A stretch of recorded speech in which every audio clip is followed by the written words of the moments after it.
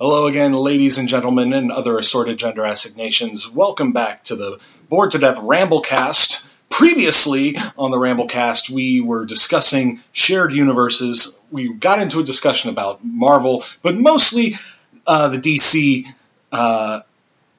fare when it comes to their DCEU movies and the Arrowverse and the animated. Well, we just tickled a little bit of the Arrowverse. Tickled a little bit towards the end before we were coming up on when I usually like to call a halt to this sort of thing. It's still the same day as we recorded that first half. You may be getting this like a week. The illusion that it's a new episode. Stop it. We break for a bit so folks could get some food, take a little bio break and everything. Chris is still upstairs cooking dinner, but I'm being joined again by Zeke and Sam. And I'm up here. And Chris is upstairs cooking some dinner, making himself a chicken sandwich. But this means that Zeke has the floor, so he can continue his little rant or ramble about Arrowverse, Zeke. I believe. This is gonna be a little bit strange. I'm used to piggybacking off of Chris, so it's gonna be kind of fun. Well, he also won't be interrupting you. So. That's very true. But, I mean, so where I left off at, well, Arrow. We were just talking about Arrow and Flash. The Arrowverse contains Flash, Arrow, obviously, Supergirl, Legends of Tomorrow, and Batwoman. The train wreck and garbage pile that it is. Obviously, you can tell my disdain for that show. I love the other show, just don't like that one. Might have to touch on why you don't like that later on. Oh, yes. I would definitely touch on that. The Arrowverse started out slow, with nothing but backstory, character development, and then they got into Season 2, where I think that the Arrowverse should have ended at. Because your main villain was Deathstroke. He was a manipulative mastermind. He played the pieces very well. It was a mind game between Arrow and the main bad guy. That's when it should have ended, but instead they continued with Season 3 being Ra's al Ghul. Now, this is what everybody says about Arrow. Arrow was the Batman version of a TV show. Instead of it being Batman, it was the Green Arrow. So the Batman villains started coming out of the woodworks, like the League of Shadows. Ra's al Ghul wanted him to be the successor to him, to make him the next leader of the League of Assassins. Like he did with Bruce at some point. Yes. And then that's when they started bringing story arcs between Flash and Arrow in, making crossovers of that. Trying to think of the first crossover, which... Legends of Tomorrow? Huh? Legends of Tomorrow was after that, right? There was 2 or 3 crossovers between Flash and Arrow before Legends of Tomorrow came out. Yes, and then after also... they did... Was it... Flash saved Supergirl as well, keep that in mind. Who was this? The Professor that turned into... was the... Firestorm. Thank you. It took me a while to get his name, but wasn't he the start of Legends of Tomorrow? And that was in Flash? Yeah, technically, Firestorm did start off with that, yeah. Okay. I just wanted to get caught up because that's about the time I stopped Flash. I never watched Arrow. This is why I miss Chris being here, because he's on all that back knowledge. The well of information. Yes. The encyclopedia is what we call him. Knowledge. But at this point in time, ABC, I think, had the rights to Supergirl. And they started doing their thing. And this is one of the reasons why I like the TV verse so much better. Because even though ABC was not part of the CW, the Flash came in to the Supergirl universe. They had a nice, peaceable sort of crossover between the two. Which I remember that. They did the crossover between the 3. Which then they took that... Well, you're thinking of Season 3, I think it is. Season 3 or Season... I think 3 was when I fell after 3, or during... Partway through 3 is where I fell out of Flash. Because Flash was dealing with, I think, Zoom at the time. Which one? I was about to say, I haven't watched Flash, but I know that he deals with some sort of other evil speedster in almost every single fucking season. But the one thing you fail to realize is always Reverse Flash pulling the strings in the backside. Of course. So, Flash villains... It's like Dr. Wily in the Mega Man game. Well, you've also got... I just want to make the other parallel... So Marvel's not the only one that has the parallel villain as their first act, always. Oh, yeah. Because with Flash, it was Reverse Flash, then it was Zoom, then it was Savitar, which... I wasn't in during that. Savitar was kind of interesting. But that was the line where I think it should have ended, because at that point in time, season 4 was when they brought in his daughter. But I'll start with that. I'll get that ramble going on in a second. Was it Iris's daughter? Yes, Iris West with Barry Allen, which make assume a kid from the Speed Force. I don't remember her name to save my life, but I'll get to that in a second. Impulse. Impulse. Thank you. But I'll get to her in a second. I was thinking female speedster. What is the name? Her for 2 specific reasons, but I'll get to that in 1 second. So the character in the show, not the actress, right? Both. Oh. Ooh dear. Because you gotta keep in mind, this is back when Stan Lee passed away, and she opened her mouth. Oh, the actress opened her mouth. Yes. Oh, lordy. So, yeah, she opened her mouth saying that, yes, the passing of Stan Lee was bad. She doesn't understand why everybody is so, I guess, not really mourning, but they're all sending their sympathies to this person, the family. They never knew personally. Yeah. Father of modern. The guy who invented, who basically was one of the people that made superheroes one what of the they founding were. fathers of comics. She pretty much said something similar It's to that. not me, but one of the all-time greats. On the Mount Rushmore of comic book founders, he has prominence. But since we're all open this bag, we're just going to finish opening this bag. The second reason why I hate it, because this is why I hate the character as well. You had... Of Impulse? Impulse, yes. Okay. You had... Wanted to make sure... Flash, and then you had Kid Flash was introduced.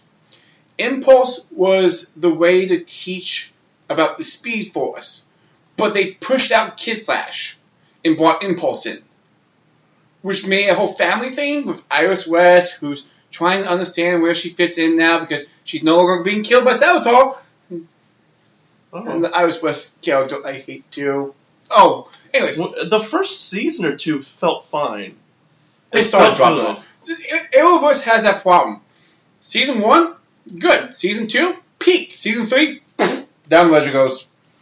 Because with Flash, you have Reverse Flash, and then you have Zoom, but Reverse Flash comes back in.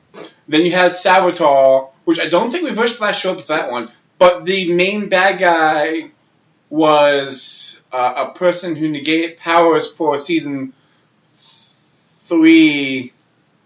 Wasn't Killer Shark in it too? Killer Shark, that was pretty cool because they had Killer Shark versus Gorilla God. Yeah. Or there's like 4 freaking gorillas in DC. Yeah, but it's Gorilla God. It's almost always going to be Grodd. Mr. Mala sometimes. Mm. But Reverse Flash was manipulating Excel.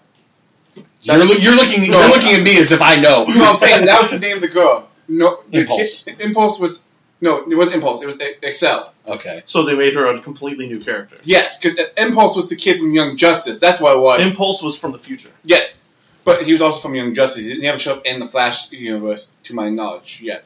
Okay. Regardless. Anyway. But then you have the last season, which is where it really just makes me want to put a... No. The bad guy is called Bloodborne. Brother Blood? Oh, Bloodborne. Brother Blood was in season 2 of Arrow. He was cool.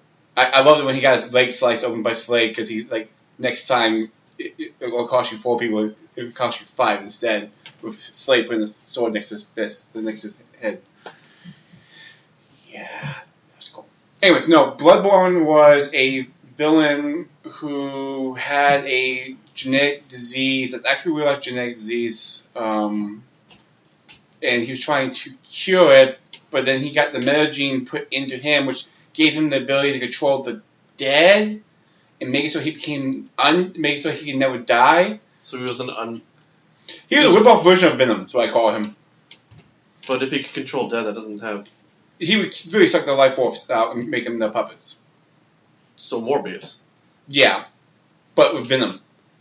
Like, literally, it was black sludge that came off of him that went into people. That's why you say it was a joke. Rip-off version of Venom, yes. Arrowverse, back to their villains, was Merlin. And then it was from Merlin, Slade Wilson, Deathstroke. Then it went from that to Ra's al Ghul. From that to the League of Shadows, which was still the same season of season 3. I mean, Ra's al Ghul and League of Shadows kind of go hand in hand. Yeah. And if they've already introduced them, they might as well do Exactly. the Shadows as well. Season 4 was when they decided to bring... It hath returned. And we're Well, being you're not joined by gonna Chris shush here. Who was the Season 4 bad guy for Arrow? It was the gangster guy, wasn't it? Oh God, I can't think of the actor's I talked you up so much about your knowledge, and you disappoint. Seriously, you're the encyclopedia! No, like I said, like in the case, and I already told you about this, in the case of like the Arrowverse, the shows, it literally got to the point where I lost track. It does blend It's in. long. Yeah. It's long, and there's multiple shows that blend into it. Multiple shows. That's one of the reasons why I kind of like preferred sticking with the movies because they were easy to follow.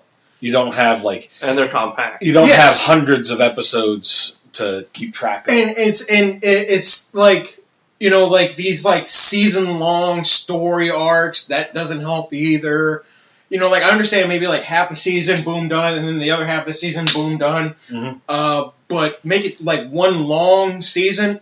After a while, I literally lost track. Like I would literally like had it- to sit there and ask them questions like, "Wait, what the hell is this again?" Like, So since you came down, let me ask you this question because you're pretty much who I want to feed off of with this one. okay, When do you think each season should end? I'm going to name them off for you. okay, Arrow. that's pretty much done. No, which one? No, When do When do you think it should have ended? ended? This is where they should have ended the I would show. say- 4. I would say after they blew up the island is when is when it should have been done, and then have Ollie just be like, okay, well, you know, everything's come full circle now. So season 4 for you. Okay, awesome. What about Flash? Probably at the I end would of season say either this current season because of him losing his powers, or it being like No, a you slow personally. Huh? Personally, do you think it's like when it's No, starting to that's fall off? that's what I'm saying. With this current Oh, okay. the current season should have been his last one. Basically, him because the Speed Force is dead at this point, and he's slowly losing his powers. I feel like at the end of this is when he should have been like, my I'm powers done. are completely gone now. See, he's the opposite of me. He is a mind bloodborne. I hate that fucking thing with Pat. I didn't know. I just looked at it. I was just like, That's your Venom. no, that's bias. no. When I looked at it, I was Coming like, wow, did they just rip off Venom but not make him a symbiote? Mm-hmm. With the way he described it, it sounded like Morbius to me. Drain them of their life A force, little bit of both. turns them Just into because of zombies. the black, just because of the black oozy shit, I thought more of Venom than I did Morbius. Mm. And then the fact he could control his victims that he turned into dead. Legends, not the current season that it's on, but the one before that. Okay, so we got Legends. And you never watched Supergirl, right? No, I've followed Supergirl since it was originally on, what was the original channel? ABC. ABC? Yeah, since it was on ABC. I don't know when I feel like they should have ended that one. I feel like that could have gone for maybe like a couple more seasons. See, I think Arrow should end in season 2. Deathstroke was the highlight. You couldn't pass that. I'm sorry. Even Ra's al Ghul doesn't have the ability to pass that. Ra's al Ghul, they should not have brought in at all. Flash, I think after Salvatore, season 3 would should have been a good final point with. You know, Iris isn't going to die. Continue on the story. I mean, I'll openly admit this for Flash. Flashpoint was Flashpoint by name only. Mm-hmm. They did do a Flashpoint for like one episode. Yeah, it was literally An one episode. episode, and that was it. Yeah, And the only character from the original story that's in it is Reverse Flash. because what happened was he lost his dad due to Zoom. Zoom killed his dad because he wanted to prove to Barry Allen how much him and Zoom were alike. He just needed that push, that final push to drop him off the ledge. Where the villain wants to push the hero to become just like him. Yeah. So he One lost. bad day. His dad finally got free out of jail, and his dad got killed in front of him in the same house where his mom died. His childhood home, essentially. And he finally catches the bad guy. The bad guy gets put away. No, the bad guy dies. Like, bad guy dies because the bad touch Reaper guy comes out and kills him. Oh, it's the Time weapons. it's the no, not that one. Isn't it the Black Flash that did The that? Black Rider. No, he's literally called the Black Flash, and he's basically like I thought the Black Flash was made because of that. I know it was because of the of Zoom being killed. Not Reverse Flash being killed, but Professor Zoom. They made the characters separate. They made two separate characters because in the comics, Reverse Flash is Zoom also. But in this, they're two completely different characters. Where one was faking to be the classic Flash before Barry Allen. And then we find out who that Flash actually is. This guy is an imposter. He gets killed and becomes basically the Speed Force version of Death. Like anybody who's an abomination and it shouldn't exist anymore, he goes after them. So after Reverse Flash gets killed, a man never stays dead. Black Flash ends up going after him, and he can only detect Reverse Flash if he uses his powers. If Reverse Flash doesn't use his powers, he can't find him. Which I would like to mention one thing on this. That took something, not the Reverse Flash, one of the most brilliant people out there. No. It was Merlin that pointed that out to him, correct? He's like, why don't you just stop running? Yes. So and so they're in this like vault, this like bank vault or whatever, and he's like, okay. Now mind you, Black Flash is literally standing in front of Reverse Flash like nose to nose essentially, but he can't see him because he's not using his powers. So he only sees Speed Force. Mm-hmm. Yes.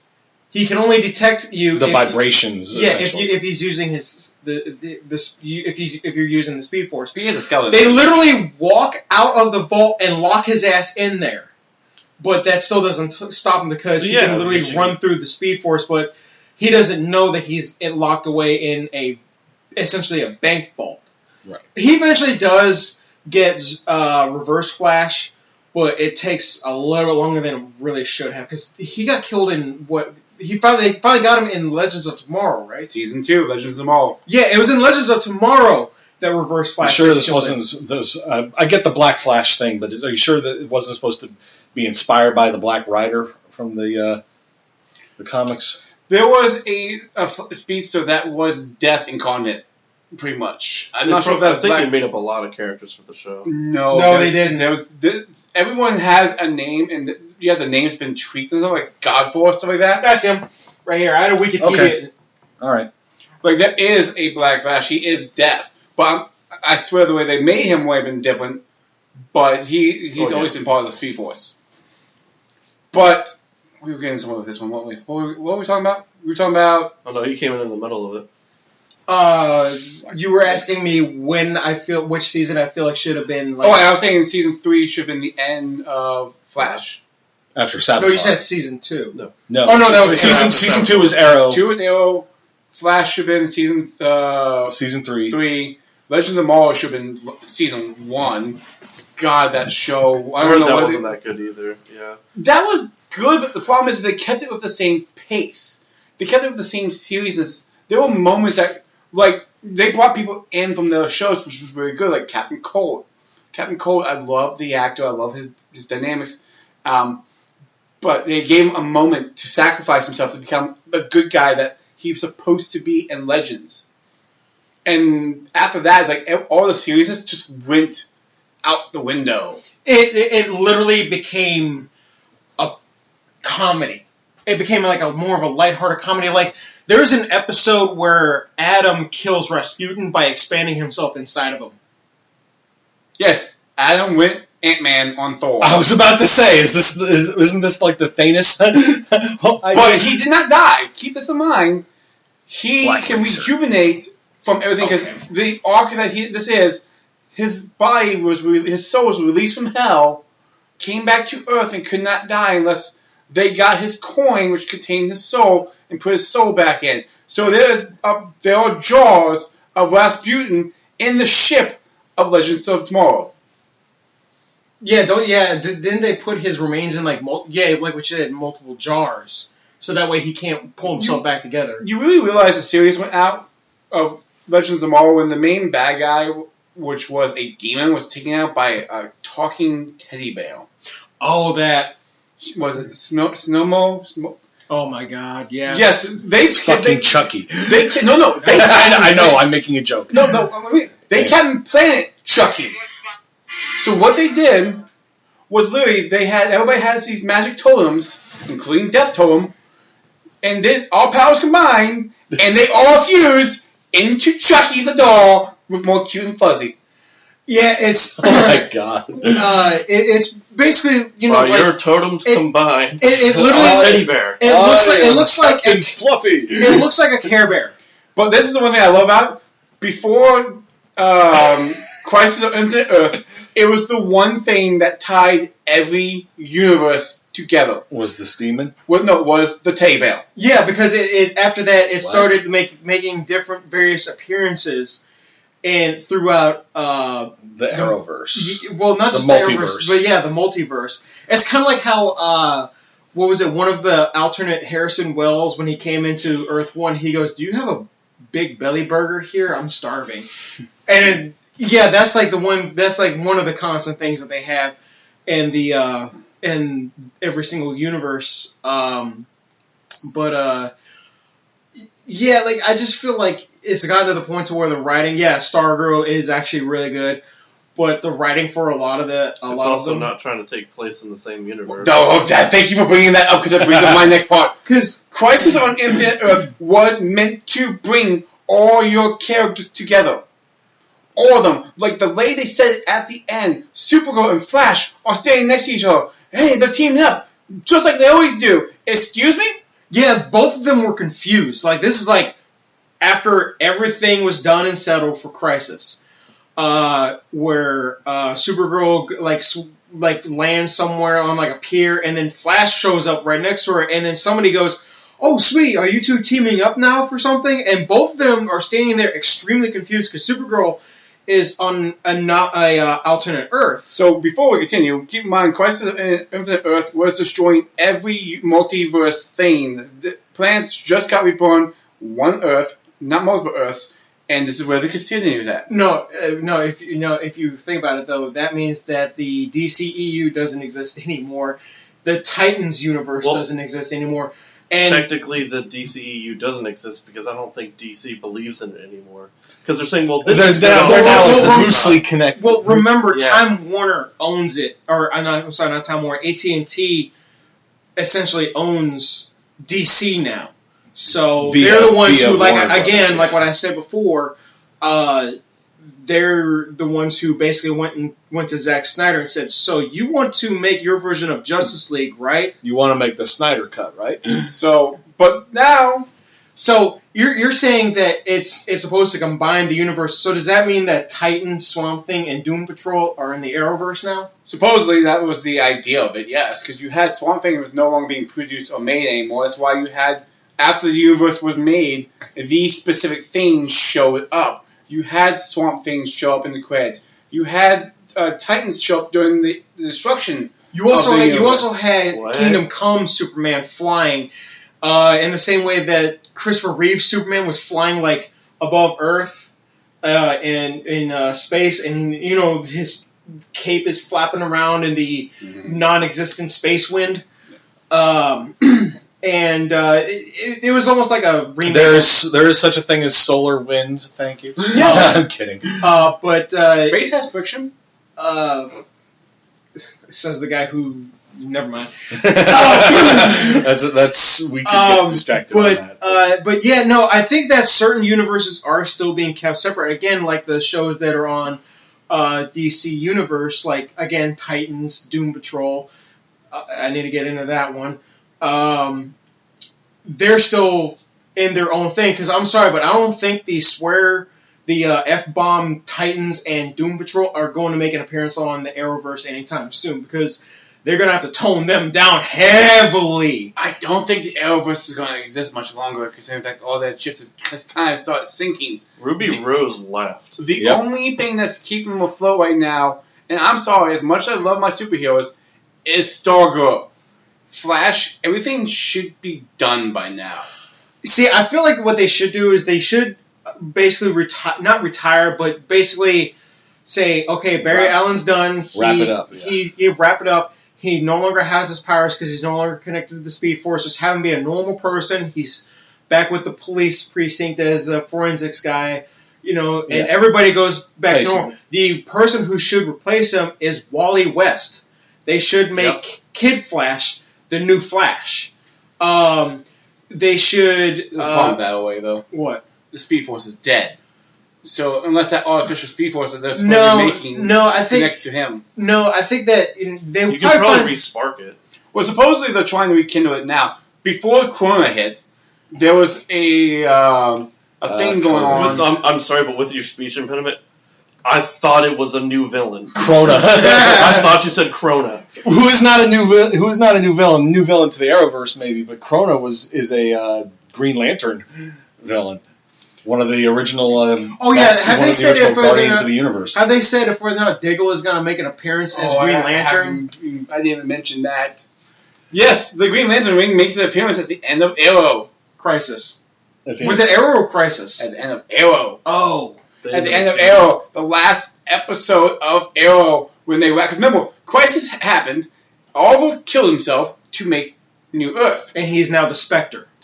He's now Spectre. But they had to throw in those 2 episodes, like, hey, we're going to reboot everybody's brains to make sure they all know about Oliver's death. Because remember, they didn't know about Oliver's death and him becoming Spectre in Crisis because they erased all of that. And they went through that story arc of the future when they were getting his daughter, Diggle's son, Diggle's other kid, and all these other people. And see the reason why I said it's confusing? Martian Manhunter. Martian Manhunter. I have the most dumbfounded, confused look on my face for a reason. I want someone to explain. Please, in the comments, explain this to me because I would love to know this.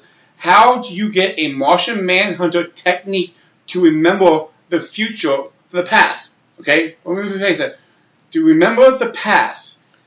You must look towards the future. Make a duplicate of this in a piece of jewelry to happen to everybody in Arrow.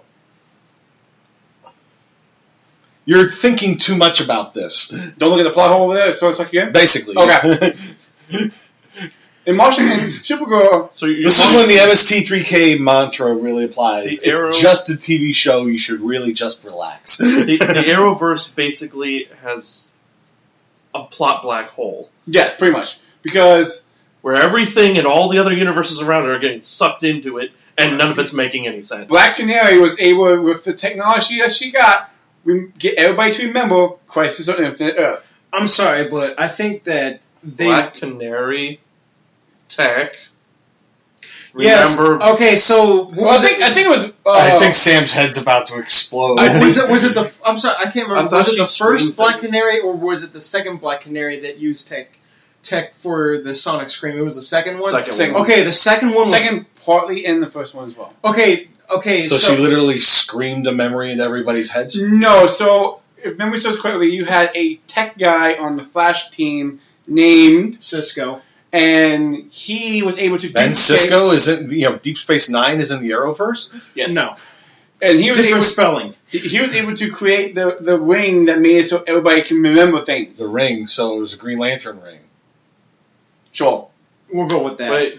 But we would go blue because blue's more hope. Wasn't Cisco a Meta? Meta? Yeah. Yes. He lost his powers. Well, he didn't lose them. He basically gave them up for somebody else. And then Crisis on Infinite Earth Vibe. And then Crisis on Infinite Earth went, "Hey, you need your powers back." There you go.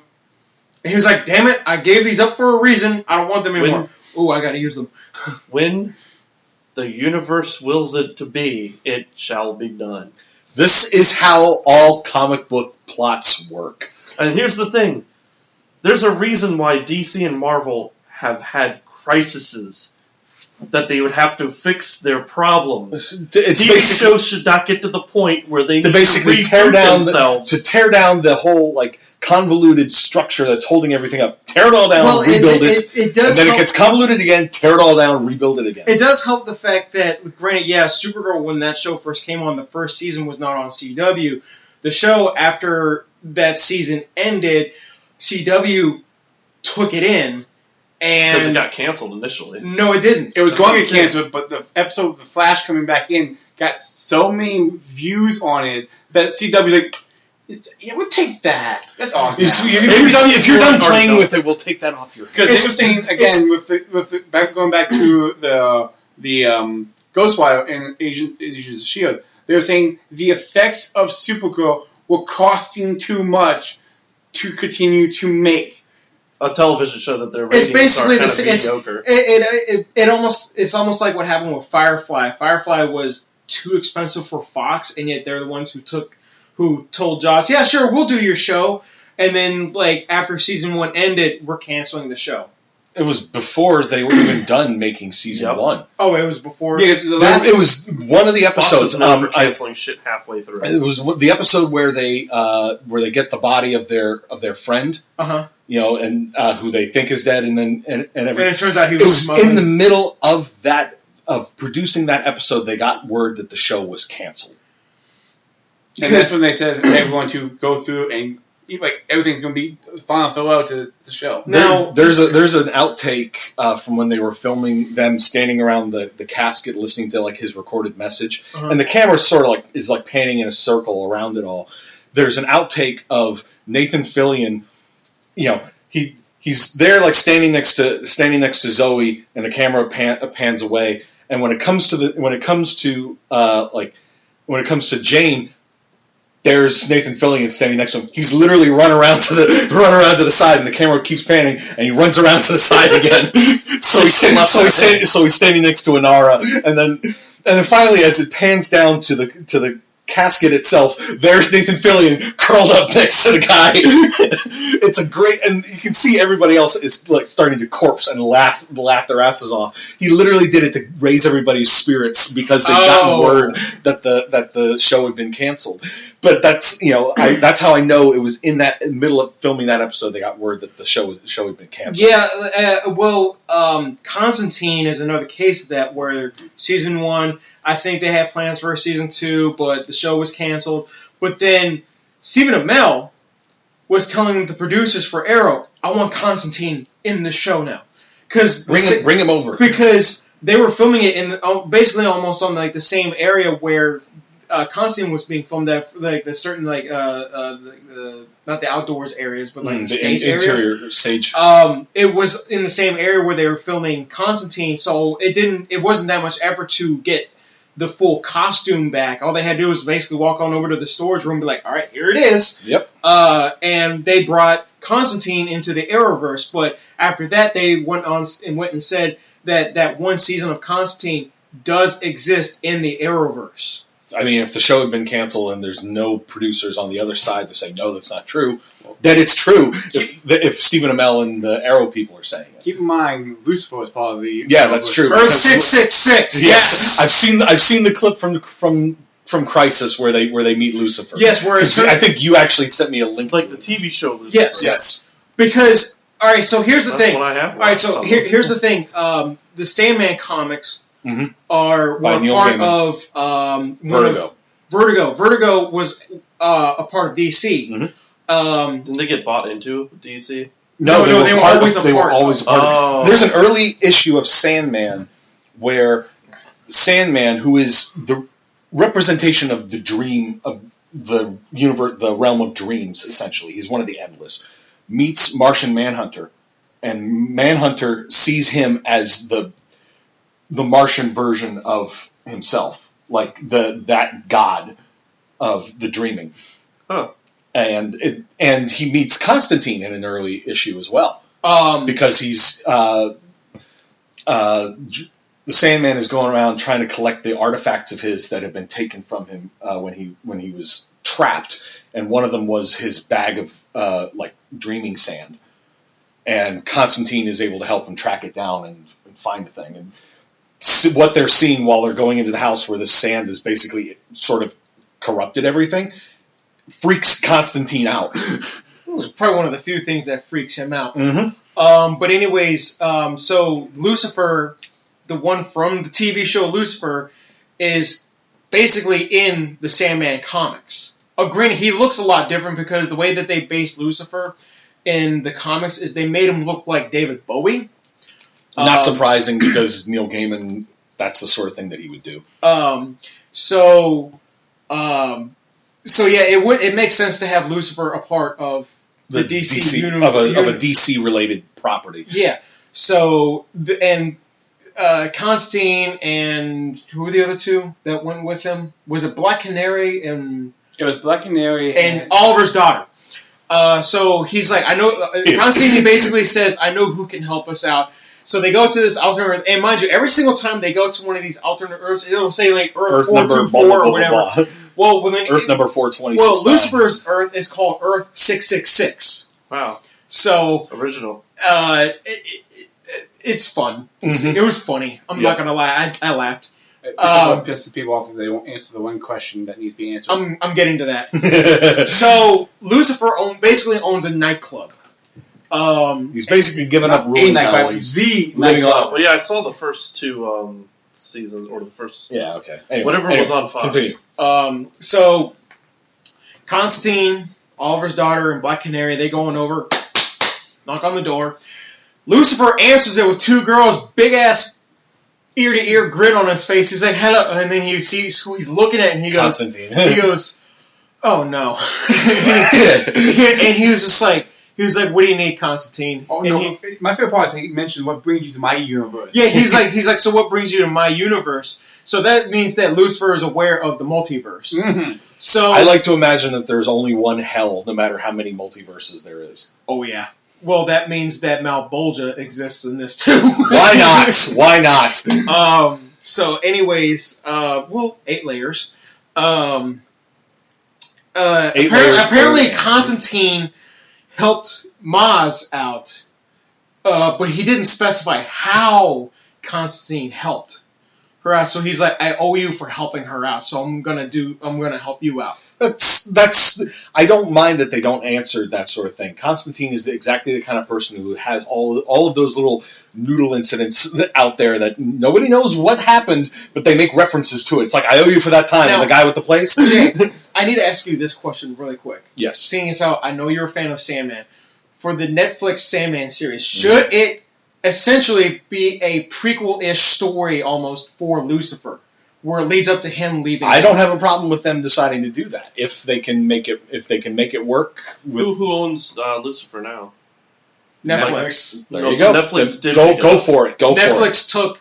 I think they might be. Netflix picked up Lucifer after it got canceled. Then there you go. You can easily slot in the storyline where Morpheus goes to hell to rescue a former mortal lover of his. See, here's the thing. You say you don't mind that kind of thing. With people like me, where I've watched every single episode of Lucifer, this takes place before Lucifer becomes the Lucifer that we know. Well, it's supposed to be him when he's still ruling hell before he goes on his vacation. And it's that's dying question because you get these characters like, how you love your lore. You love your lore. I am a lore nut, yes. It's the same thing with us, with the people that like, what did you do? What did you do? We want to know. Well, here's the other thing.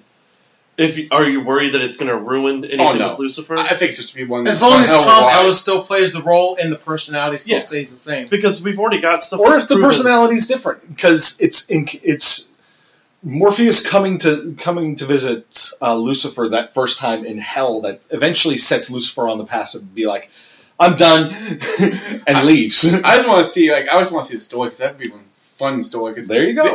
Could easily be a story arc for part of a season or even a whole season, depending on how they want to handle it. For the Constantine thing, just as two by themselves, the screen time that they gave, it was just a pure joy, just the charisma of both those actors. The chemistry is what you're going for. It was almost like that scene from Apocalypse War where Constantine and Captain Boomerang were sitting next to each other and just prick, wanker, Aussie, Brit.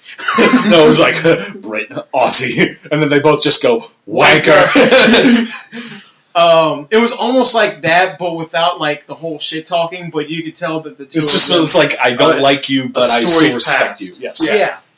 And without having to go into detail on why they don't like each other.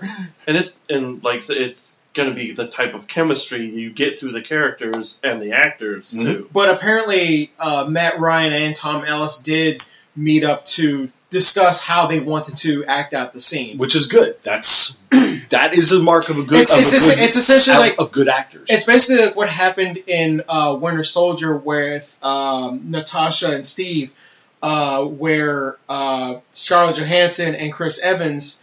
a majority of the dialogue between the two characters that they had throughout the film was ad-libbed by the two of them. but they discussed it beforehand how they wanted to act it out. Approach the relationship. Like where they kicked the one SHIELD agent off the roof. Stillwell, yeah. And she's like, what about that? What about the coffee chick or whatever? And he's like, oh, the one with the lip piercing? Yeah, that's her. He's like, I'm not ready for that. Yeah, I'm not ready for that. And then Sam flies back up with the guy. Yeah, and then how casual it was. Yeah. Well, that's because, like I said, because the two of them were. Or even the banter that they had as they were infiltrating the ship at the beginning. You know, they're both still doing their jobs, but she's just tossing out these suggestions for him to date, while he's just sort of like, we're kind of in the middle of something. But yeah, that's more depth to the characters too, without having to go and giving the actors, if they're show good don't enough tell. actors, It's more show don't tell. Letting them go, letting them do some things. Not all the time, and not all actors can do this. You mean basically like her and Jeremy Renner in the first Avengers film with the whole what was it, Budapest? This is like Budapest all over again. You and I remember Budapest very differently. And it's funny because there's a Steel Panther video that somebody had recorded them during one of their concerts, and Jeremy Renner joined them on stage to sing a song, and someone in the comments section was like, "So this is what happened in Budapest?" Could have been. I never want to find out the context. Didn't they say something about Budapest in Agents of S.H.I.E.L.D.? No. I don't know. No. It has that. I know what you're talking about. It has to do with Coulson when he was revived because he was given false memories. It was Tahiti. Yeah, Tahiti. Oh, that's what it was. Because he was like, Tahiti's a magical place. Every time he mentioned Tahiti, he said that. And that's all he would say. And that's kind of eventually he realized, wait, why do I keep saying that? That's one thing. But I never want to find out the context of Budapest. Not even in the upcoming Black Widow movie. Never give me the context of Budapest because it will never match up to whatever everybody's imagining. I want them to at least mention that she has at the end of the movie or like afterwards, it's like, oh, I have a mission to go to in Budapest. There you go, and leave it at that. You know that the movie takes place after Civil War, right? Damn it. Okay. Well, or drop another reference to Budapest, but still never go into detail. Never go into detail. We don't need it. I wasn't going to say that. I was enjoying the conversation because at this point in time, like, really, what else is there to talk about? We're going to go ranting on how Stargirl is actually pretty good and going to be blowing things away. The problem is that between the four of us, only you and I have actually sat down and watched. Yeah, Sam and I can't really... I saw the first episode. Here's the thing that I look forward to, and we could probably say this, and then probably if we want to end it at this point in time. The things I'm really looking forward to is the fact that they just showed in this most recent episode the Legion of Heroes? Justice Society of America. Thank you. Which in the comics predates the Justice League. You saw the deaths of them when you saw the first episode, but now they're in the hall, and they showed every person there. And they're showing the fact they're going to be bringing on new cast members for like Wildcat. Was the owl guy? Dr. Time.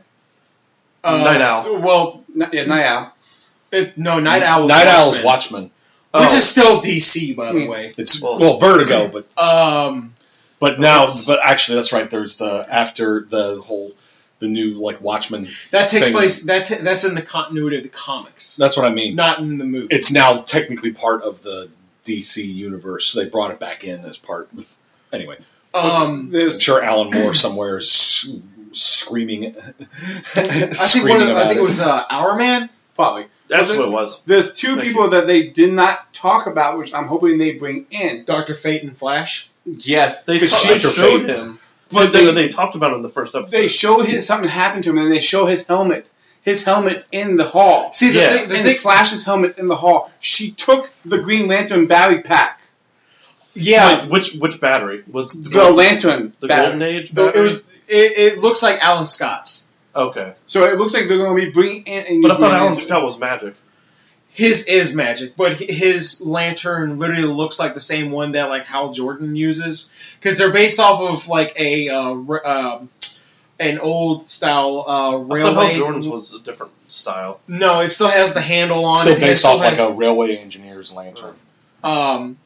If you okay, I'm just gonna go ahead and say this. If you go and look up the episode of Atop the Fourth Wall where Linkara reviews the Alan Scott origin comic, he goes into detail about that. Okay. So he goes into much better detail than what I can remember, or because I don't really know the whole train thing very much. Because that's what it was inspired by, was those. But it doesn't have to do with like an actual lantern. It has to do with like a signal light. Yeah, that's what it was. Yeah, I couldn't. So how many episodes of Stargirl are there out right now? 6? No, not 6. 4 or 5. It was 4. Because there was 2 in the first week it was released. Yeah, there's 2 in the first week. It's only been like 2 more weeks. So you had the death of the League, and the bringing back of life of Stargirl.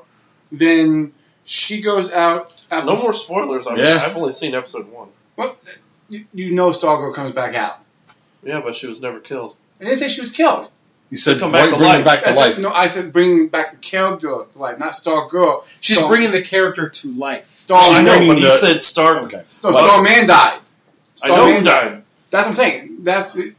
Anyway, to be clarified, Starman died. Stargirl comes back to life. When you die, you come back as a woman.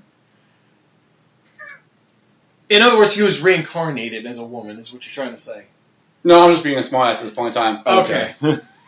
I was just like, what? Now, you were talking about the whole, because you and I discussed this already, about how, Crisis was supposed to bring all the alternate Earths together. So this is my theory. Please, This is my theory, is that this takes place pre-Crisis. It takes place before that.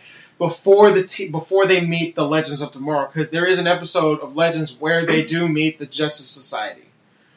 Where, it does... 4 episodes. That it was the it wasn't Justice Society. It was Stargirl. So you're thinking, So the Justice League Society have to die before after they meet Legends of Tomorrow. Yeah. Okay.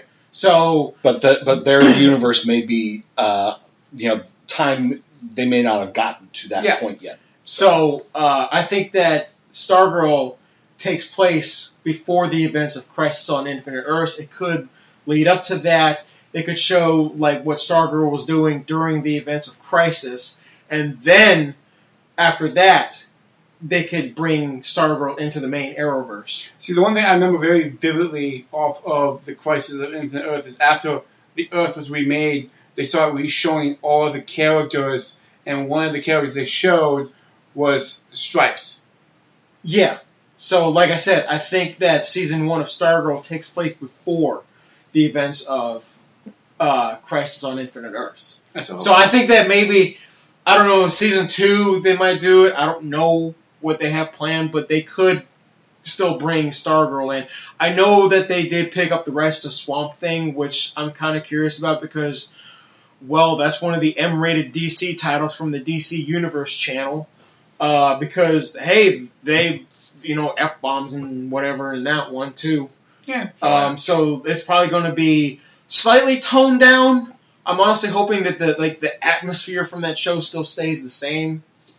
You think it's going to stay alive for Season 2 at that point in time? Maybe. I don't know. We'll see. But, yeah, those are just my ideas on what they could have planned. I'm shocked as hell they kept their outfit the same. It's accurate as hell. There's just a lot of superhero TV shows, movies, where they just, for practicality's sake, they make changes. Or not even practicality. Or fan service. I hope they change the helmet. For fucking... Stripes? No, not Stripes. No. Wildcat? Wildcat. I keep calling Wild Dog. Wildcat's character... The upcoming, Wildcat Mark II. She has the same helmet as the dad, which kind of makes it look awkward as hell. It's like a big bulky thing on this little kid. Don't think that works like that. See, the thing is that if you look at... Does she have any... I thought Wildcat was just a boxer.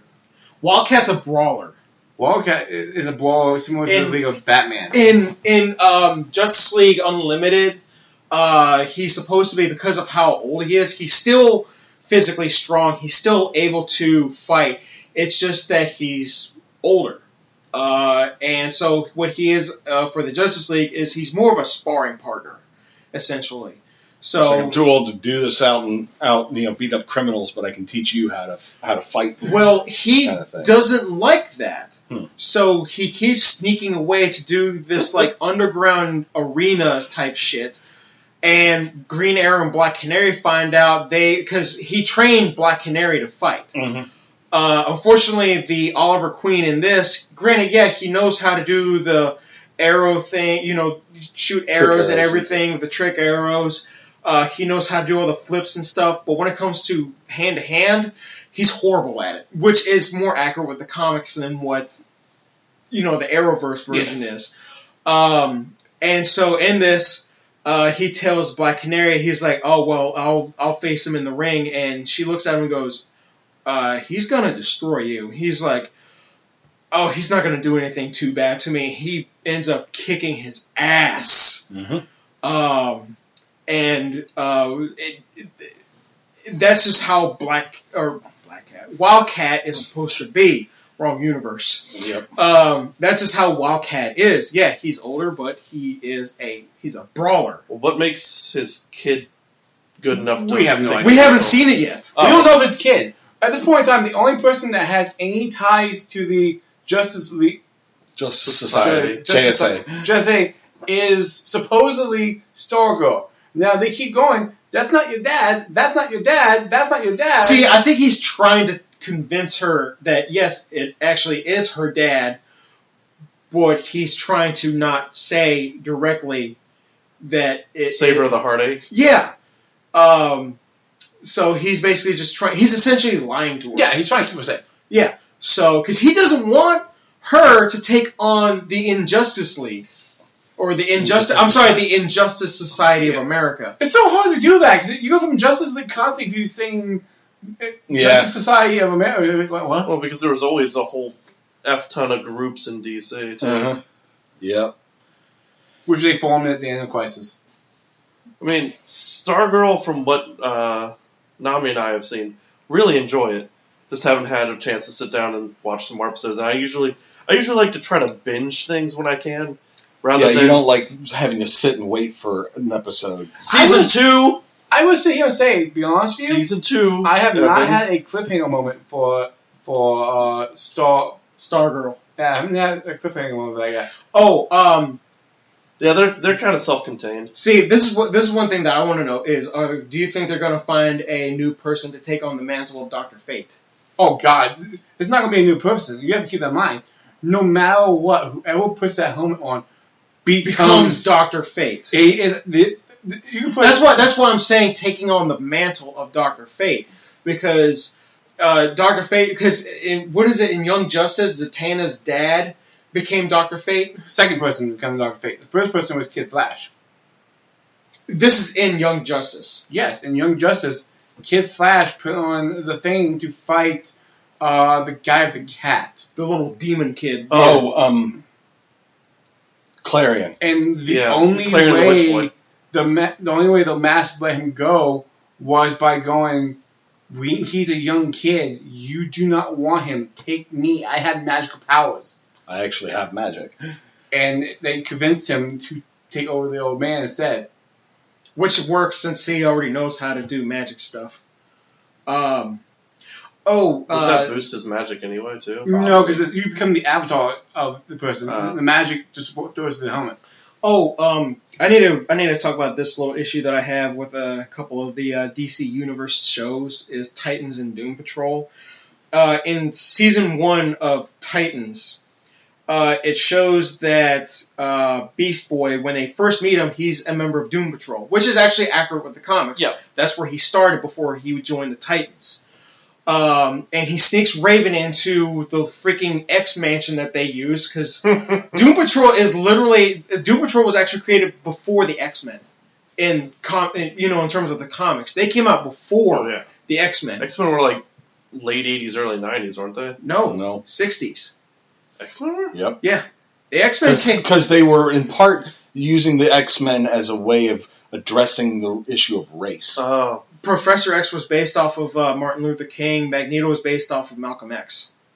They both want the same thing, but different methods on how to do it. The more you know. I remember hearing that. That I wasn't around in the 60s, so I didn't know. Well, neither was I. Neither was I. I just know X-Men from cartoons. But anyways, so it shows. He sneaks Raven into his room. She's hiding in his closet. He's sitting there playing video games.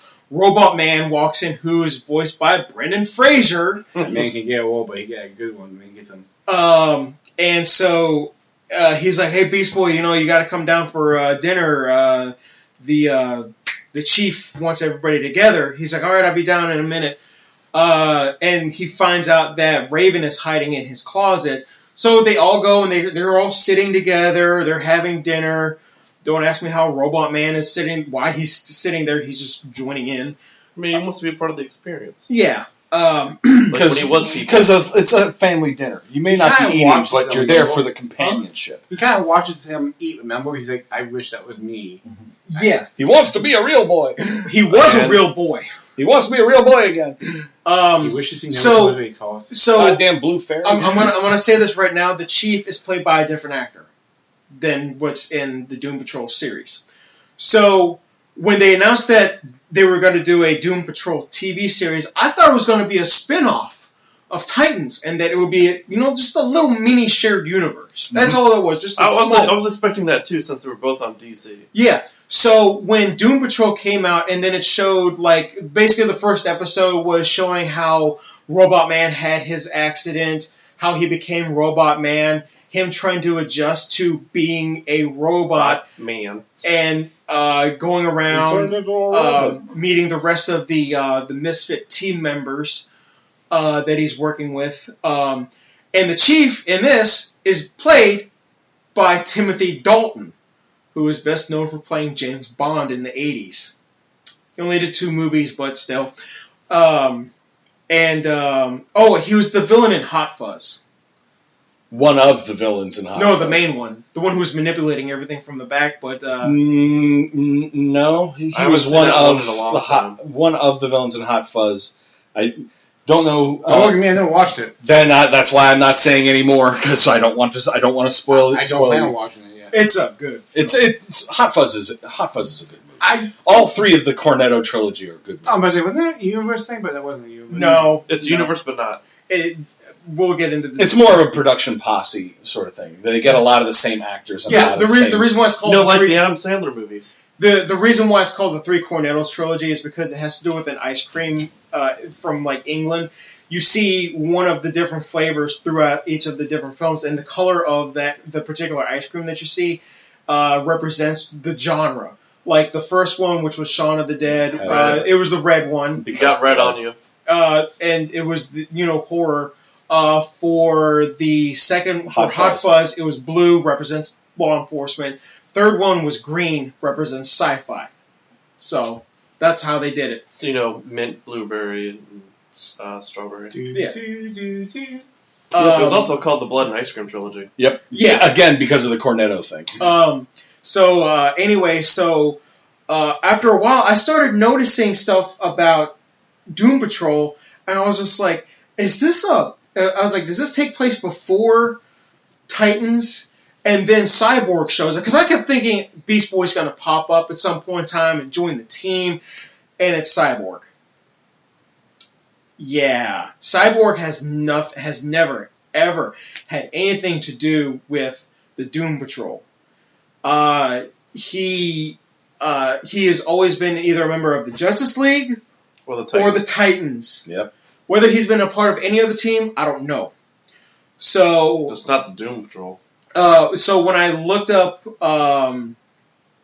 if whether or not they're planning a crossover or something, turns out the Doom Patrol series takes place in its own universe. I'm like, why? Same thing with Swamp. Same thing with Swamp Thing. Just make a trade. Cyborg goes to Teen Titans. Garfield goes back home. Garfield comes back later. When does Odie show up? They could have done something like that. When he transforms into him.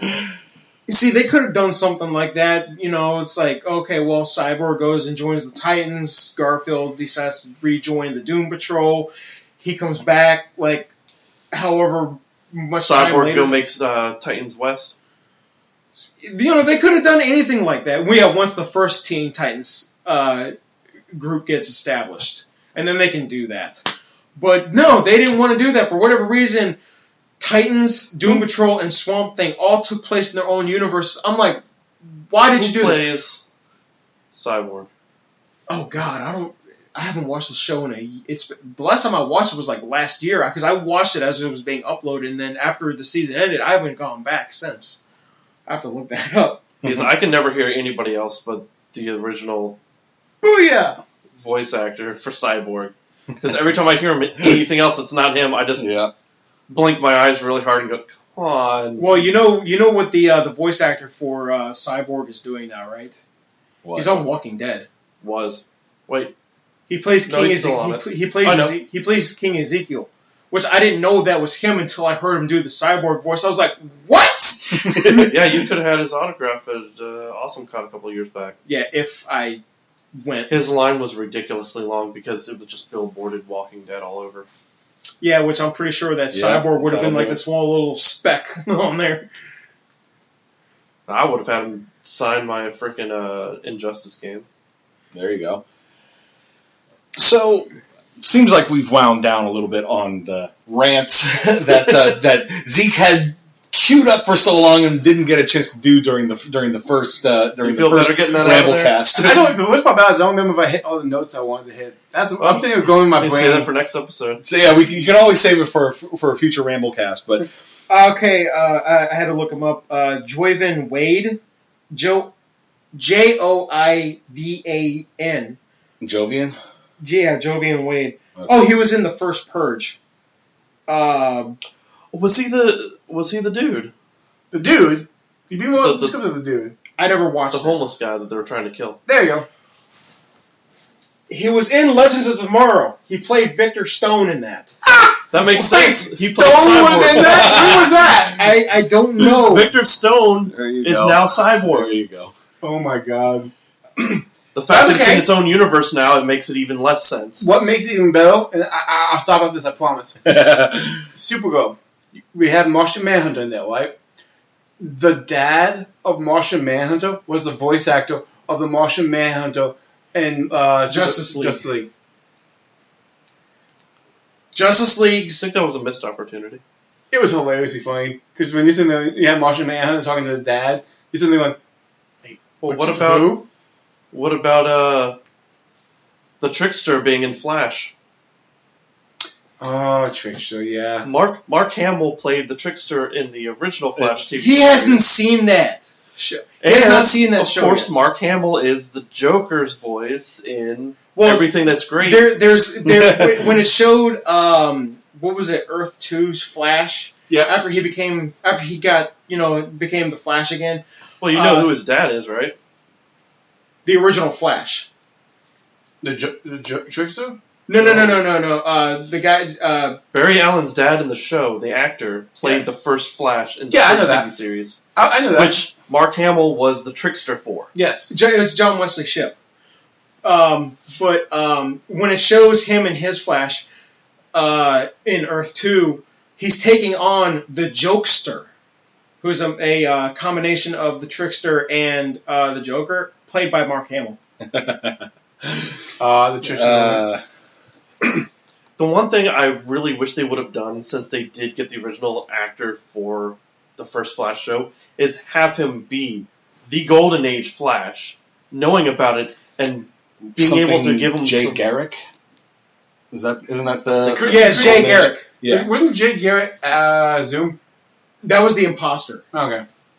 Jay Garrick is the one that he had, held up in that cage for so long. Like, he legit looked like the man in the Iron Mask. Oh, yeah, I remember that. And it was a mystery for so long. And then when they finally go and they take his helmet off, Barry starts freaking out because this is supposed to be after his dad was killed. And when he sees the real Jay Garrick, and it's his dad. He kind of has a semi-breakdown, goes into the hallway, and I think Iris goes after him. She's like, "What's wrong?" He goes, "I wasn't ready for that." Because it's not like it was like, okay, there was no way to know, who was under that. And then when you find out that it's Jay Garrick, played by John Wesley Shipp, it's even cooler. There was when Flash. This is after they did their Flashpoint, and Flash was going to go back in time again to fix something. Jay Garrick actually pulls his ass out of the Speed Force. It's like, what the fuck are you Did doing? I tell you how to do this? God damn it, Barry. And he's sitting down with them and in like a diner somewhere, and he's like, so I was told that I look like your dad, so I figured this would be good to sit down and talk. And that's all that he wanted to do with Barry, was he just wanted to talk and be like... Wouldn't that be more of a mindfuck for Barry? It I look like your dad. Wait, you're telling me he died? Roll right in front of you. Oh. I'm gonna go. I'm just gonna go. I'll pay for the tab. Don't worry. I got this one. At least we're going to talk about the voice of Batman being a killer. What? Oh, Kevin Conroy's in Crisis as Kingdom Come Batman. Oh, that makes sense. Where he's, because of in the exoskeleton. Yeah, he's basically wearing like an exoskeleton with like one of his like formal business suits underneath it, because you can see the collar, the tie, and everything. And he is using his voice. I don't need to say which voice he's using. It's. Well, I mean, isn't it similar to where they had an outline of Harley Quinn in Arrow, and it was voiced by Tara Strong? It was voiced by Tara Strong, but you only saw her from the back. This was literally, you saw... This is one of the reasons why I never went to start watching Arrow. They teased it. I would have been fine with Tara Strong actually playing as Harley Quinn at least an episode once. Yeah. And I would have at least watched one of those episodes. Google Tara Strong in her Harley Quinn costume, because she wore the Arkham Asylum costume. Oh, I've seen it. So have I. Yeah, Sam's got that one in his spank bank. No. Just be happy you didn't, because my dreams were crushed when my happiness came up. Okay, so what happened was if he talks about it, he's going to start crying. Okay, we should probably move on. What is it? Oh, God. So what happened was, in this was, so Batgirl and, I think it's Supergirl, they go to meet the Kingdom Come Batman, and he's wearing the exosuit because of his body is just too badly damaged from all the battles that he's been in.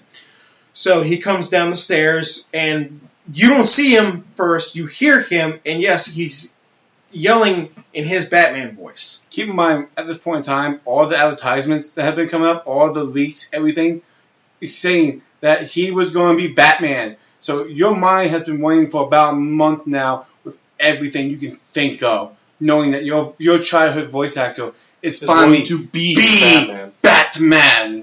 Well, in this case, he is Batman. So yeah, he even Anyway, we're getting off track, but continue. So they're talking to him. Meanwhile, Kate is talking to Bruce because his Kane was killed.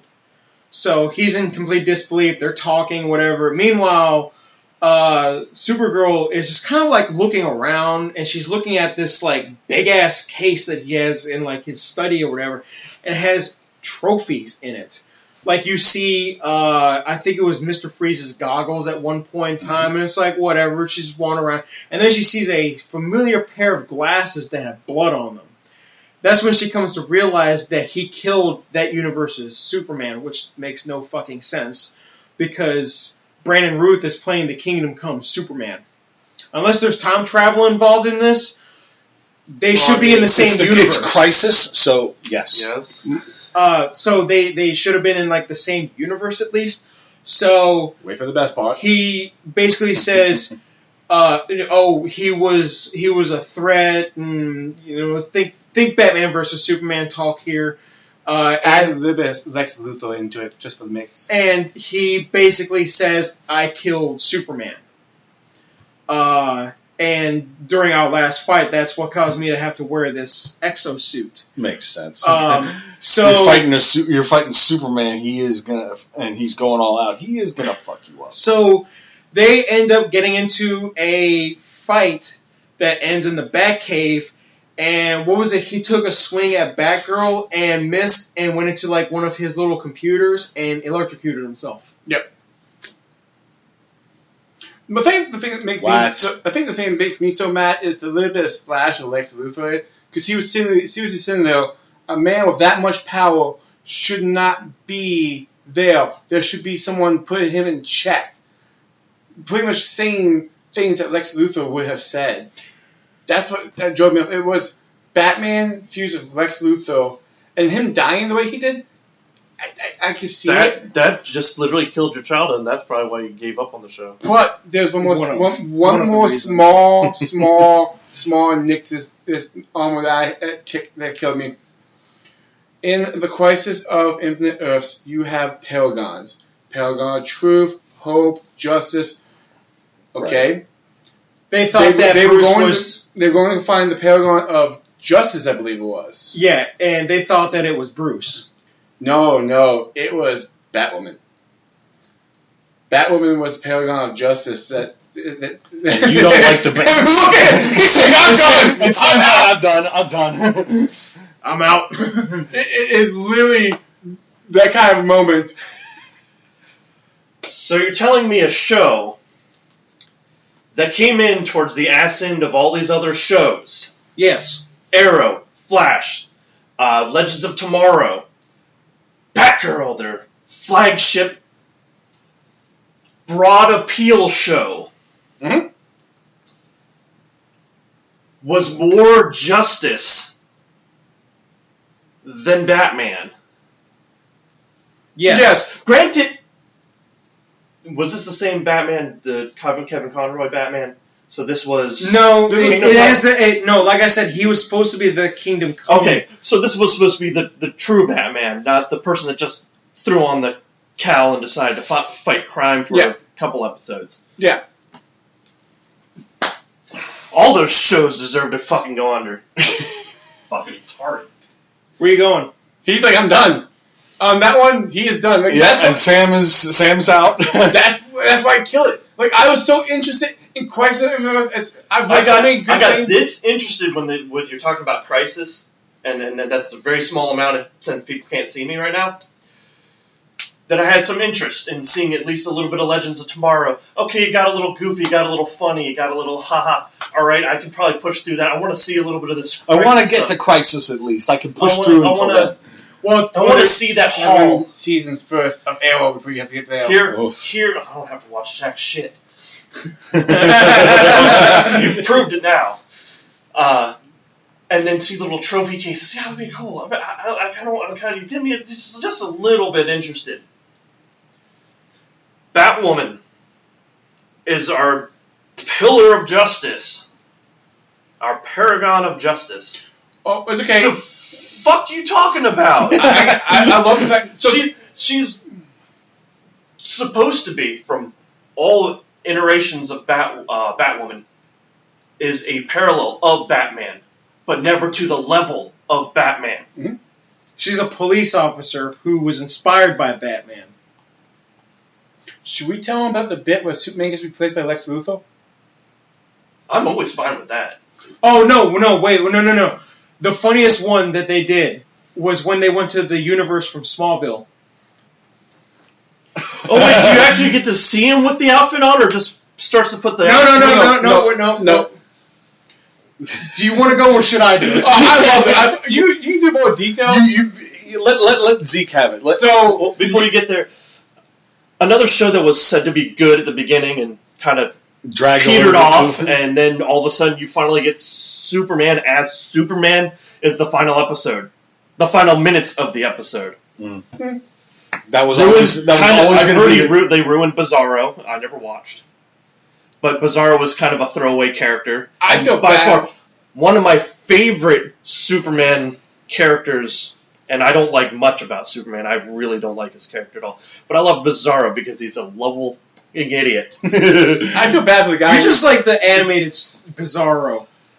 No shit. That's why I like Solomon Grundy also. I feel bad for the guy who does the actor of Spike and Buffy. Killed on a Tuesday?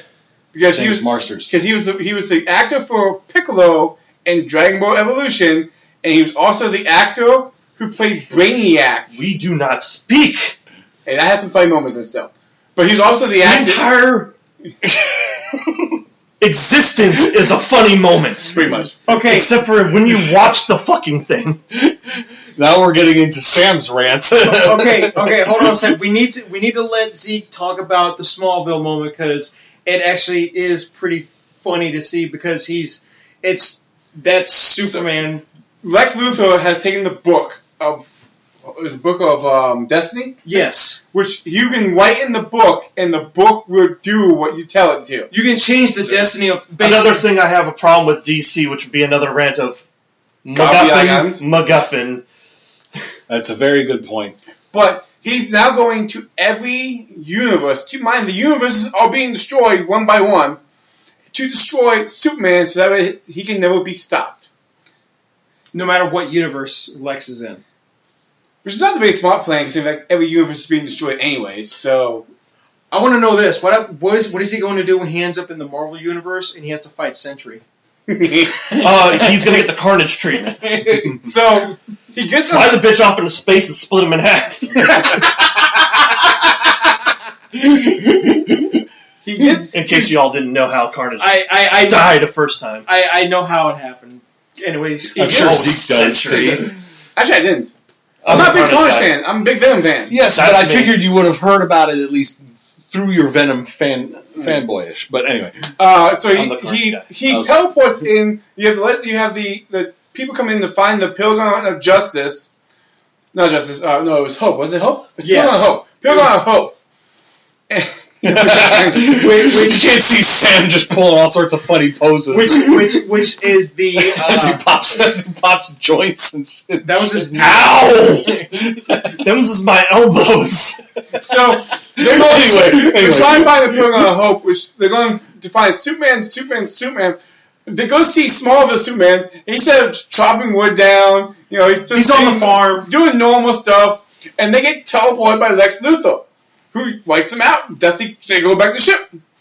And he teleports in. He goes, here to kill you, practically. And throws a bit of kryptonite at him. Grabs kryptonite, looks at it. He just grabs a kryptonite, just looks at it and goes, man, and just throws it over his shoulder. So keep in mind, with the Smallville universe, there were multiple kryptonites. You had green, you had black, you had blue. Mm-hmm. Blue being the specific one that I'm mentioning for this, because blue made him human. Blue takes away a Kryptonian's powers. Then what was green? Green just makes you nauseated. Green is poison. Yeah. So he started to So they rewrote how kryptonite works. Okay. Yes. Also remember, red makes him become badass Clark Kent. Well, you don't remember in Superman Returns when he got stabbed in the back by a kryptonite dagger? Yeah, that happened. Oh, come on. Let's talk about Superman Returns. He lifted an island of kryptonite here, okay? Yeah, he lifted an island of kryptonite and had enough strength to throw that shit out. That was the last bit of strength that he had, but anyways, keep going. Last bit of strength. He throws it and he goes, yeah, I got rid of my superpowers so I can be a normal human. And Lexus is looking at him with this dumbfounded look like, wow, you were practically a god! That's because that's always been Lex Luthor's problem. I will say this. You can't conceive of somebody giving up power once they have it. You have to go back and watch at least the snippets of the guy from 2.5 Men. Oh, yeah, the guy who played Charlie Sheen's brother in 2.5 Men is playing Lex Luthor and is actually really damn good. He's really good as Lex Luthor. So we should have had him instead of Spacey? Or no, what's his face? Was it Michael? No. Was it Kevin Spacey? Yeah, it was. We're talking in the DCEU. Oh, just Social Network guy. No, that should have been Michael Cranston from Breaking Bad. Bryan Cranston. Sorry. Bryan Cranston is Lex Luthor. Oh my God. That's who the fans wanted. I know, and that's what we should have gotten. But then it's just his portrayal of Luthor in that movie. Didn't feel Luthor at all. The lines and everything sounded written. If you looked at it written, yes. Like, oh yeah, that's all. The script was Luthor. The performance was not. The performance was a Heath Ledger Joker. Not even. I wouldn't go that far. Not being the biggest fan of that iteration of Joker, I still wouldn't compare it to that, because Ledger's Joker is on a different level than that. He's on his own out there, doing his own thing for that universe. And everybody keeps praising him, but I just keep looking at everybody who asks me who my favorite Joker is, I immediately say Mark Hamill. Well, but then they're like, no. I'm like, oh, you want live action? They're like, yeah. I'm like, Jack Nicholson. Thank you. Yeah. I always say Like, that too, I'm and sorry. everybody looks at me like I've committed a sin. Like, like even Bob Kane openly admitted that Tim Burton's Batman is how he pictured a live action Batman should be. First movie. I'm gonna watch that again tomorrow. Am I gonna hear you watching that at full blast? Probably. Just to hear the soundtrack. That would be you'd be like, hey, what are you watching? You watching Batman 89? I was like, no, I'm watching the opening to Lego Batman. But yeah, anyway, so yeah, in that he just takes the kryptonite rock, throws it over his shoulder. Lex says, why would you get rid of your powers? You were practically a god. And he explains the reason why, and then Lex tries to punch him, which he's at this point just going after a farm boy. Yeah. He's got the farm boy body. Yeah. A guy who just works on a aggravated. farm. He's been there chopping wood. A guy with an axe. Which he blocks him and punches him in the face and basically knocks him down, and then Lex does the teleport thing away. Well, he still his best line out of the whole thing was, "I'm still stronger than you." And so our heroes finally show up at the ass end of this scene, and they're talking to him, and he's like, "Yeah, that's not me. I don't have powers." Blah blah blah blah blah. Mm-hmm. They leave, and then you hear Lois. And was it Lois that showed? You got this confused because they got teleport first, then Lex Luthor showed up, then he ran away, laughing and saying that the universe is going to get destroyed, and then Lois showed up. Okay, I only watched this shit like once, and then he deletes it. It's not my fault. I actually want me to keep it. Anyway. But then Lois shows up going, "The kids made a mess. This is our job for," and they pause. "Clark Kent," says Stacey. Gotta love throwing in that subversion of catchphrase. At the beginning of this, how did he get rid of his powers? Blue kryptonite. Oh, he just kryptonite. basically used blue. Yeah. But yeah, he basically just keeps blue kryptonite around to negate his powers. You can't have Whoopi without superpowers. Or you could just like. No, you can. It's just you're only gonna have it once. Well, they did that in the Smallville universe and make earthquakes. Like I said, you can usually only do it once. All he has to do is sit in a basement for a couple days. Well, His powers would subside. That's not usually, fully, but I still don't think that's how it works because it's more like he soaks up so much of it that it's like he has a battery within him. Just putting him underground for a few days away from the yellow sun is not going to deplete the battery that's already yes and no. We really need to get you to watch the Flashpoint Paradox movie. Because there is actually a point in Supergirl's TV show. He hasn't seen and Supergirl's TV show and the other stuff. Well, there is so much I haven't seen. That if he uses the I-beams, it drains his battery so fast. Yeah. So if you Makes use sense. that in the basement, yeah, you give him powers. But at the same time, there have been cases in the comics. I know this is the case in the Kingdom Come comic that he has been basically charged up by the yellow sun for so long that kryptonite no longer affects him. Yeah. Magic still affects him, but kryptonite doesn't. Hence the reason why Shazam can still kick his ass. Yes. Zatanna could kick his ass. Yes. That's one of the ones that we gotta watch. And when he picks up, when he examines Wonder Woman's sword, he cuts his thumb on the blade because it's still so sharp. And it's magical But yeah, that Constantine could kick his ass then too. Yeah, like with preparation. I think the biggest highlight for me for Crisis was definitely seeing Smallville Superman. Even though I didn't really watch the show, I know it has its fans. I know a lot of people. It went for 10 seasons. I know a lot of people love it. But it's not one that I actually watched because there was a time period where I just thought everything was crap. So I didn't really get a chance to sit down and watch it. But I like the fact that they gave him his little spot. To sort of give closure. Now, the person who I feel like definitely got the best end of the deal was Brandon Routh playing Superman again. Yes. Yeah. Because, granted, his Superman Returns, one of my old managers called it a soap opera with Superman in it. Because the whole thing about, no, this isn't your kid with Lois, and only for the kid to throw a piano at one of Lex Luthor's guys. But that also takes me to Amazing Spider-Man 2. It's not a Spider-Man movie. It's a romantic comedy. Just happens to have Spider-Man in the script. And 3 villains. One you see at the very end of the film. How many superhero movies have had that many villains and been very successful? Either very few or none. It's hard enough to do it right with one villain, maybe 2 villains. If you're lucky. Then you start spoiling it because there's just too much to keep track of. Too many cooks, as it were. I mean, I don't know. Batman and Robin sure did a good job. You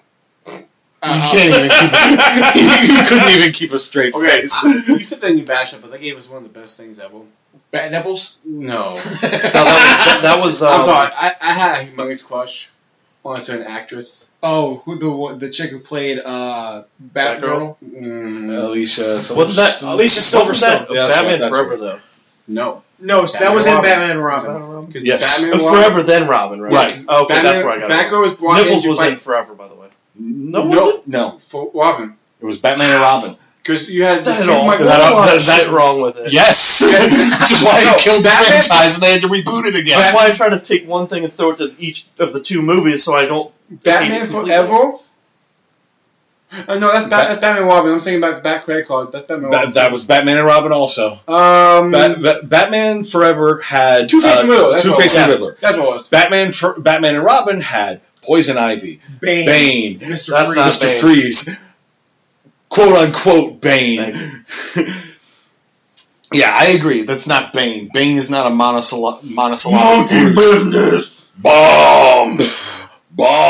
Door. Yeah, exactly. That's not Bane. Bane is a calculating mastermind. He's a fucking genius. Exactly. Look at what he did in the Nightfall comic. Nightfall is all you need to basically say about. When he has the Venom in him, he's just a strong genius. There's Nightfall. The Venom does dull his brain power a little bit. He's still a genius, but not as smart as he is without the Venom.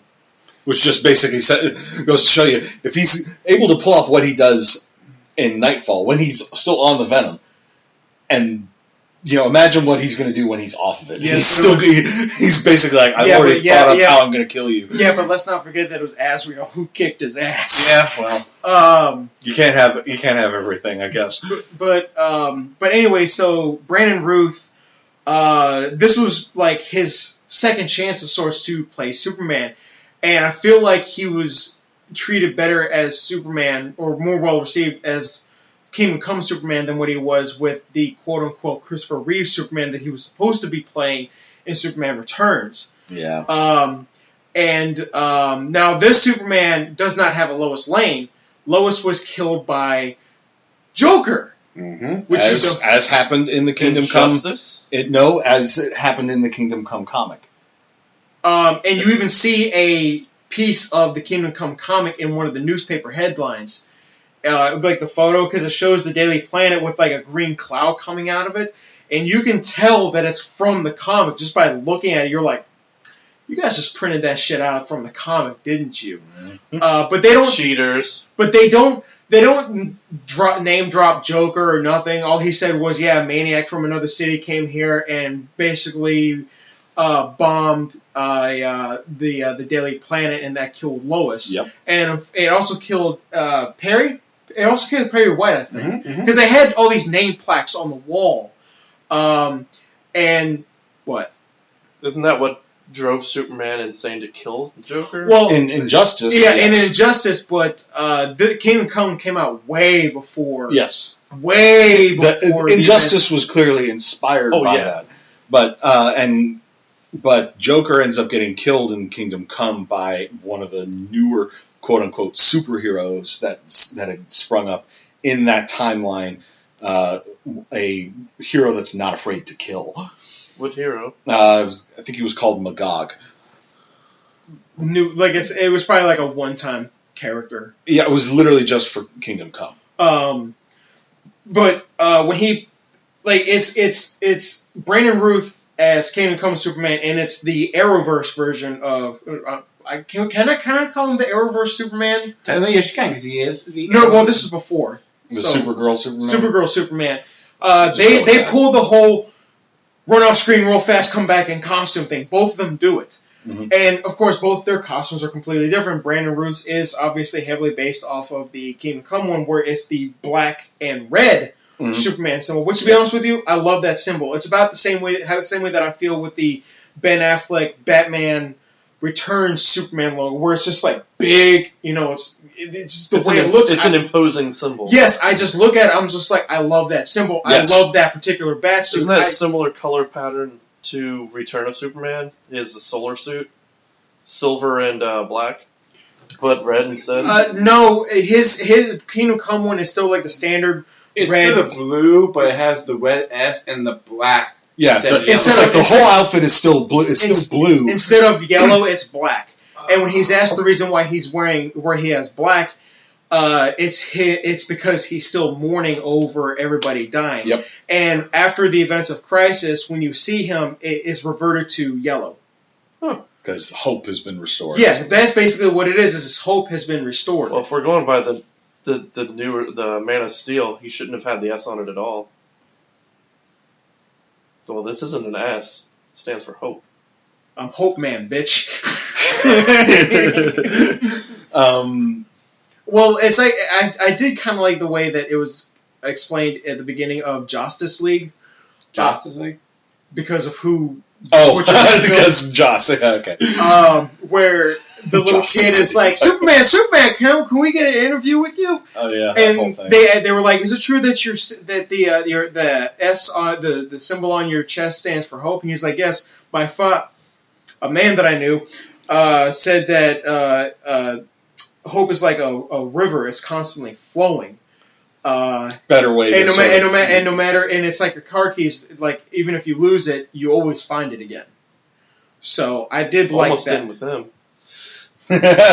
No, did Superman say that, or did his mustache? It was the CGI.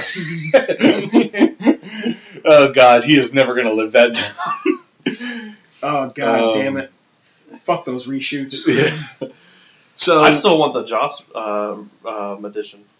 We do have the Joss edition. No, we have a Frankenstein monster of a movie of the two. If we're gonna get a Snyder cut, we need to have a Whedon cut. I want to see how Marvel they can make the Justice League. Yep, something's definitely bleeding. That's about as Marvel as they could make it, because they literally made the Batman in that movie the complete polar opposite of what he was in Batman vs Superman. Because it's like what happened to that ferocity that we saw in the freaking warehouse? You said the key words. What? Martha. Why did you say that name? Using it as a mind game. They're the sleeping agency in your brain. They're making a super cell. Now he becomes weak. By just saying the name. That's Batman's kryptonite. Yeah. Martha. Yep. His damn it! I loved her cookies. PTSD. No.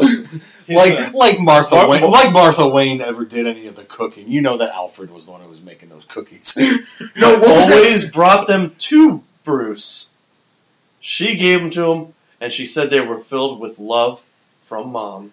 Zeke, what was that scene in Harley Quinn where Damian is moping in the Batcave and he cut back? No! I don't even know the scene that you're talking about, but the reaction that Zeke just fell over on the couch just now. Are you mad because I saved you from the Joker? No, I'm mad because I don't have a rival yet. I'm going to tell you something very personal. I didn't have a rival until I was almost 30. I was 20. No, he's like, almost 30. 30. Well, Dad, we gotta have sex. No. What it is Damien is sitting there moping because he doesn't have a rival, kind of like what Batman has with Joker. Right. So Batman shows up, and again, he's in the full outfit, of course, and he's like, hey, I got that sandwich that you like, and made it the same way you like it. And Damien, without even looking up at him, goes, "No, you had Alfred make that." And he was like, "Yeah, but I told him how to make it."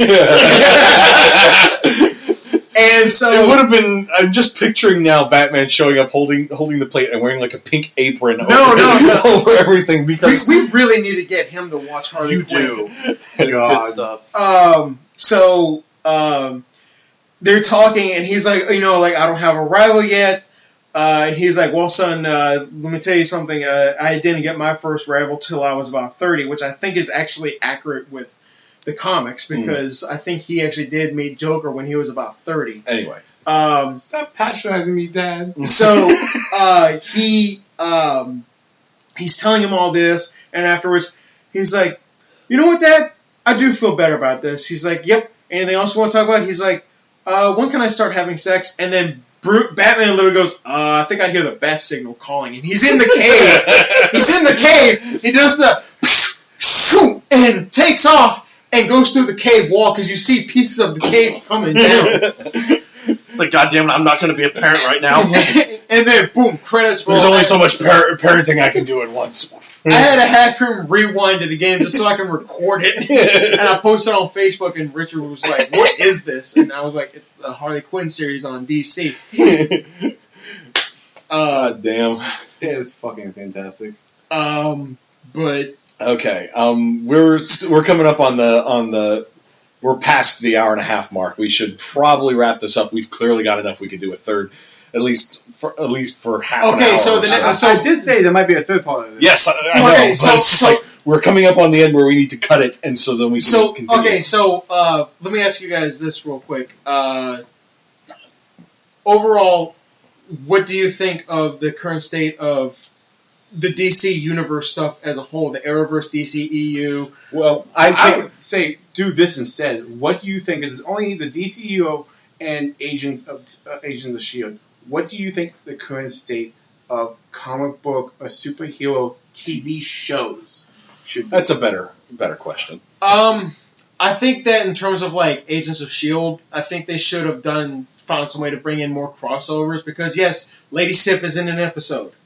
Robert Downey Jr. did say that he wanted to be in an episode. They should have let him do it. He probably wouldn't have minded taking a pay cut, or doing it for free at least. Yeah. Just so that way he could be in an episode, because that's the one thing that... To further help solidify those ties. It didn't feel like it was a part of the Marvel cinematic like they claimed it would be. Mm. And that's part of the reason why I dropped out of it really hard. There is an episode with Nick Fury. And they did mention the event. He made a couple of appearances. Yeah, he made a couple of appearances. They mentioned events, but I would have liked it if they had some kind of thing like they were called to this point, and you see what's going on with the helicarriers falling out of the frickin' sky for Winter Soldier. They did reference that in one of the episodes, yeah. I mean, because them being called to, and you see this going down, similar to the Batman v Superman and Man of Steel comparisons. Because I was watching that episode of Agents of S.H.I.E.L.D. with my dad. He didn't understand the rest because he hadn't seen Winter Soldier yet, because it was still in theaters at the time. Mm-hmm. And he typically when it was exposed that S.H.I.E.L.D. had basically been infiltrated by Hydra from the very beginning. So he didn't get that, and I had to look over at him, and I explained to him what happened in Winter Soldier. And I was like, yeah, because it was the helicarriers that they mentioned. He's like, oh yeah, 3 helicarriers that were sabotaged by Hydra, crashed, blah, blah, blah, whatever the scene was. And I had to sit there and explain to him what happened in the movie. He was like, oh, okay. He eventually did see the film. Yeah. So yeah, I feel like that was like probably one of the weaker parts of the Marvel TV shows was them. And the Netflix series are ostensibly supposed to be in the cinematic universe as well, but apart from street level, it's like they barely even touch on a lot. Which, to be honest with you, I feel like one person that they should have brought into the Netflix series has just been like a few appearances in Daredevil, because I know the two characters are, they've crossed over before. Same thing goes with Luke Cage, is Spider-Man. Because Spider-Man, yes, he does have his own movies, but he is still a street-level superhero. Probably one of the higher tiered ones, but yeah. Spider-Man, I would say is the top level street level hero. Oh yeah, he can step up to that next level if a crisis comes along. Yes, as he has. But mostly he operates at street level rather than on a national level. Because the Night Nurse character from the Netflix series, in the comics, she actually has patched up Spider-Man before. Because she is. We've also got things they could introduce characters and test the waters with them in the TV series, like Amadeus Cho, or they've even touched on his mom was an Angel. Exactly, Angel that's what I mean. Like, have a little bit in there how he is nerdy scientist, or he's taken after his mom or something, and then talk about he's working with some gamma radiation just to give out the feelers for the characters. Kamala Khan. She's an Inhuman. Don't mention that franchise. Wait, she is an Inhuman. Really? Yeah. Much like what Quake is, she's an Inhuman. Oh.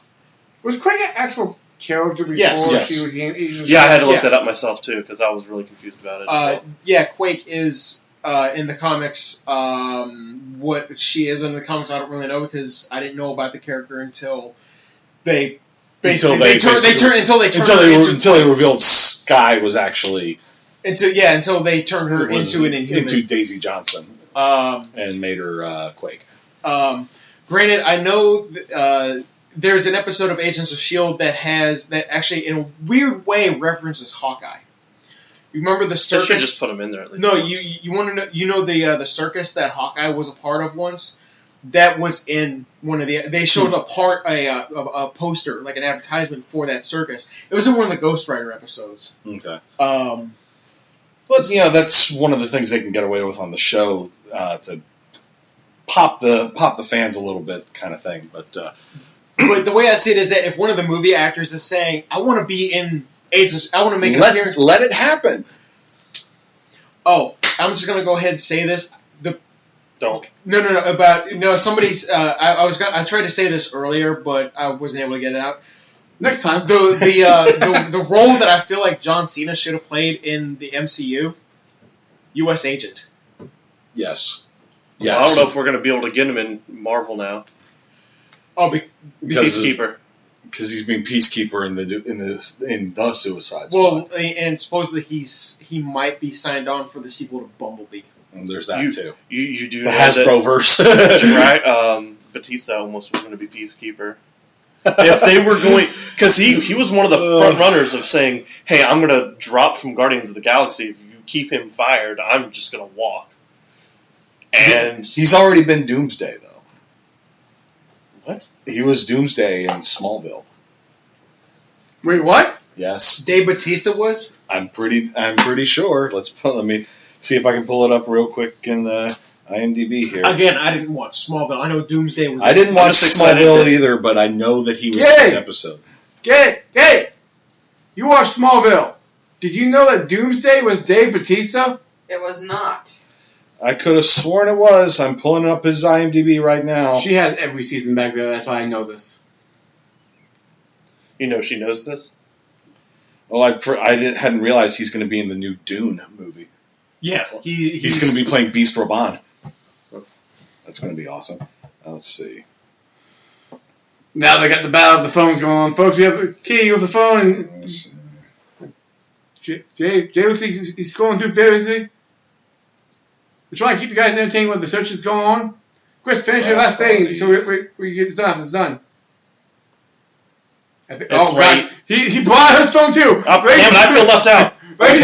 Okay, my mistake. He played a character called Aldar, but I could have sworn I know he was in an episode of Smallville, but I couldn't. I thought he because played they probably advertised the crap out of it on Sam Witwer played his alter ego.